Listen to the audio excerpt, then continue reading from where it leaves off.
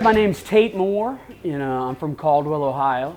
I'm the owner of Square Pizza and a founding member of the band the Kudzu Kings. And I came to school to Ole Miss in 1992. I graduated in 96, and I never left. In Oxford, it's tough to find a job. You either work in the restaurant business, or you work for the university, or you create something. Where I'm from in Ohio, they make a certain style of pizza. I missed my hometown pizza, so I thought, hey, why don't I try the pizza shop? Well, one of the questions is, why do I come over here to eat? Well, I have an office that's across the street, and being a personal friend of Tate's, we watched him build this place from the ground up.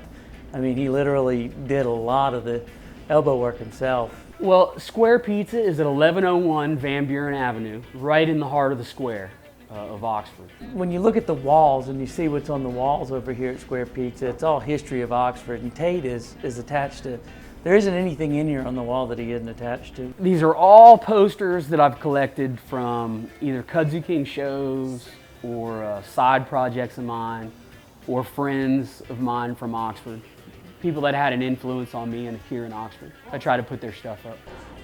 Tate is kind of famous, and he's got a lot of stuff on the walls. And the college kids, I guess, decide that maybe they'd like a piece of that. They'd like to take some of that home with them.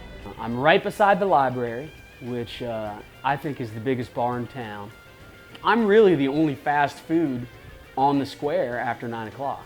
I sell about 35 pizzas in the last 45 minutes of the night. But I challenge any other pizza place with 2 ovens to put out that much pizza in that amount of time. At nighttime, it's fascinating. I mean, you have thousands of people pouring into the street out of the library or the Lyric or into this alley, and at least 100 of them come in here at night, and they are brutal, and they are obnoxious, and they are drunk. And to watch the guys that Tate has working here deal with these folks in such a cool manner, not to lose their cool, to feed them and send them on their merry way, is a sight to behold. Yeah, they can get pretty belligerent, sometimes. When Ole Miss beat Florida, they made a bumper sticker. I have one over there that says, Ole Miss 31, National Champions 30. And my dad had got me for Christmas that bumper sticker framed in a nice mat. Put it up, and man, it wasn't in here 2 weeks.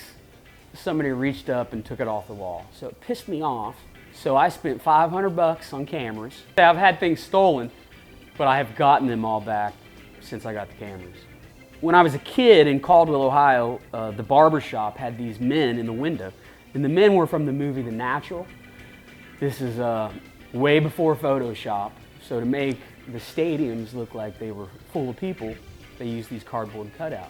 So I came in on a Friday night about 10:30, and I saw that somebody had ripped the heads off.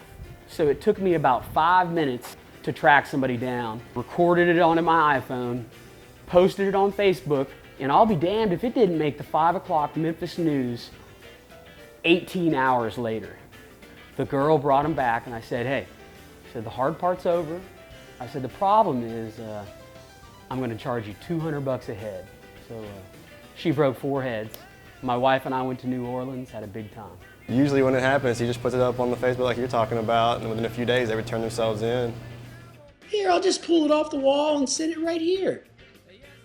They won't mind. I'm sure they left it here for me. Ooh, I'm so drunk. More Parmesan cheese. Napkin, napkin, napkin. Hey, how's this thing work? Is it automated? Oh yeah, it's horribly embarrassing, and especially with the video of somebody. I think after they get over the initial shock of it, and Tate kind of says to him like, hey, I'm not gonna get you in trouble. I'm just trying to get my stuff back. Then they're probably embarrassed, but they leave and not a big deal. There are a couple of things you could be charged with. One is commercial burglary. This is a business, and they're stealing from the business. That would be a charge that would stick, and it carries significant prison time. You could also charge somebody with malicious mischief. Those girls ripped the heads off of his posters. That could be malicious mischief, but also burglary because they took it with them. So either of those charges would stick pretty easily, I'd say. When you think about all the crimes that Tate has solved in Oxford, we're usually the first to know, being that we're right across the street, and it's always funny and it's always interesting. I don't do a lick of advertising.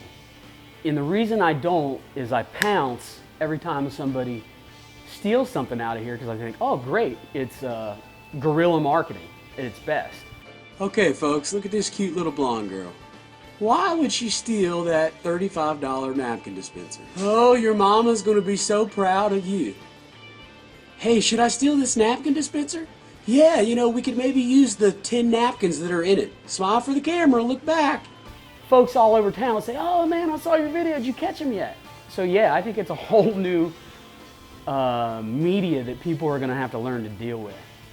And for me, it's the way I advertise. Tate has a unique method by which he solves these crimes, but the reality of it is the Oxford Police Department is overworked and underpaid a lot of times, and I'm not sure these crimes would be solved if Tate didn't do it himself. My own justice has been served. Never been in here when a crime has been filmed. That's all I can tell you. But I would not include anything I might have taken, borrowed. So far, I've not represented any of the people that steal from him. I'm not sure I would. I don't know why they steal from him. Maybe it's something to do with the pizza. Maybe he has some special ingredient. I don't know. I guess when you're drunk, stuff seems like a good idea at the time, right? I think it's just the people that don't know any better. Last Friday, I saw his brother take a picture down and replace it with their sister. But I don't know if he's noticed it yet. There's just this amazing amount of history in here, and which makes it a special place. And to see that it's going on 5 years, I believe now, is fantastic.